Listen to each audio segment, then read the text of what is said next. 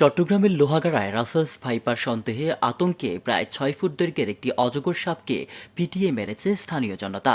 শুক্রবার রাত ১১টার দিকে উপজেলার চুন্তি ইউনিয়নের ডেপুটিপাড়া এলাকায় এই ঘটনা ঘটে। ফয়েজ আহমেদ নামের ওই এলাকার এক ব্যক্তির বসতঘরের সামনে গরুকে খাবার দিতে গেলে পাশের মুরগির খামারে একটি সাপ দেখতে পান। তার চিৎকারে স্থানীয় লোকজন এগিয়ে আসেন এবং রাসেলস ভাইপার মনে করে অজগর সাপটিকে পিটিয়ে হত্যা করেন। এটা আমরা যেটা সারা বিশ্বে মানে জাগানো হয়ে গেছে, মানে আতঙ্ক সৃষ্টি হয়ে গেছে, ওই কারণে আমরা রাসেল ব্যাপার হিসেবে আমরা এই সব থেকে মেরেছি। আর এই রাসেল ভাইপার দুটাই সিমিলার টাইপের, একই রকমের সাপ।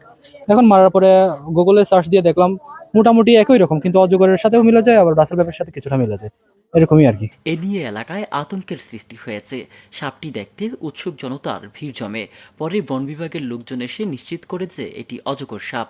অপরদিকে শনিবার দুপুর ১২টায় লোহাগাড়ার বড়হাতিয়া ইউনিয়নের